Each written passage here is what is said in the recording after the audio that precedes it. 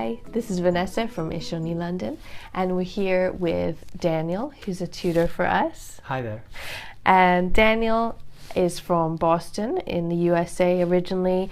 He's Italian descent. He's worked in Japan teaching, China on business, and he's a real linguist. He speaks a lot of languages and he's a lover of words and books.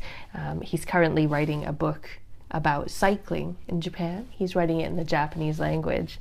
What else are you up to these days? So besides that, I'm also working at the Japanese embassy here in London. I'm doing a bit of helping out with the JET program, which is a program of exchange and teaching between Japan and, well, in this case, in the United Kingdom. Mm-hmm. So I'm looking at the candidates for this year's intake from England, Wales, Scotland, and Northern Ireland. Right. Yeah, so it's a bit busy, but interesting.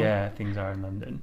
So so the JET program is the Japan exchange teaching program, right. Which you did yourself. Indeed. Yeah. So I lived in Hokkaido for a bit. Hokkaido. Yeah. That's nice. Let's look at how people can get into reading in London. Mm-hmm. It's fun to read and visit places connected to the places that you're reading. Absolutely.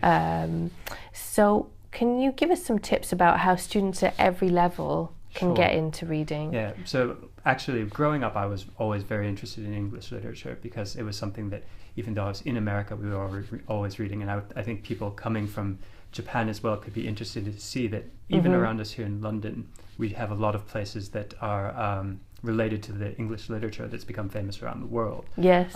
So one way, besides just seeing these sites, is also you can look at the Oxford, what are they? The Oxford... The Bookworms series. Oxford Bookworms, yes. Which are a series of graded readers.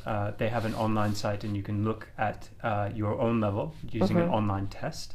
And then once you've done that online test, you can get many different titles in English. Right. To build up your reading ability, but also at the same time to learn about, these sort of great English stories that are classic. And sure, we've got some samples here. So for example, we've got Frankenstein, right, which is by Mary Shelley, and also we've got Great Expectations by Charles Dickens. And so these are the sort of thing that one can pick up either by buying them, but also many libraries also have these readers. Yes, so you can just join a local library. They will have a selection of graded readers. So once you found your level, you can access some classics which maybe you thought were too difficult to get into. Yeah. So these bookworms are aimed at adults. What about books for children? So as well, yes, there's the Oxford Owl series, which is aimed more for children. Yes. And there's a website, so they've got about at least 250 titles of different books in English for children that children can download for free and then access on their own devices. This is the point about the Oxford Owl website, is they are actually free. Yes. So they're ebooks that you can check out and see what your child enjoys the most. Right. I think that's a brilliant way to get them into reading. Yeah. What about the older child who's looking to read classics but doesn't want a book aimed at adults? Okay, so for for a slightly older reader, there's a series called Real Reads. The Real Reads are maybe for a child who, if they were very precocious, might be around 8 or 10, but then also from ages 12 and up. Yes. And there are many different titles there. So we've got here again a Real Reads title, which is Oliver Twist by Charles Dickens, who is a famous Londoner in the 19th century. Which brings me on to a point that you mentioned earlier about going to see sites around London related to books. Can you suggest some? There are so many, but I can think of a couple. In fact, speaking of Charles Dickens, on 48 Doughty Street in Bloomsbury, there is Charles Dickens' former residence. So there's a museum there. He actually lived there. Yeah, he lived there. So there's it's very good, and it's a good museum to see.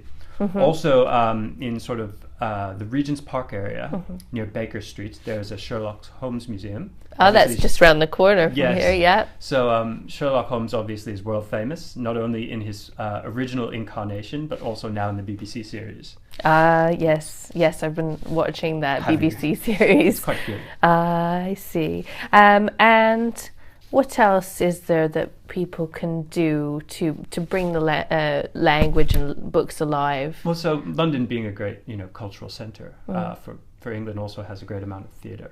So what you can do is, if you're interested in Shakespeare, for example, the great plays of Shakespeare are all acted out in many different locations in London, from sort of smaller venues with sort of less elaborate productions, but then also there's the Shakespeare's Globe Theatre as well. Shakespeare's Globe Theatre Right. on the South Bank. Yes, that's a great place to catch Shakespeare. So there's, really, you're sort of spoiled for choice a bit here in London in terms of English culture. There's so much to see. Thank you for your top tips. No problem. I hope everybody enjoys them and gets to learn more about culture here in London.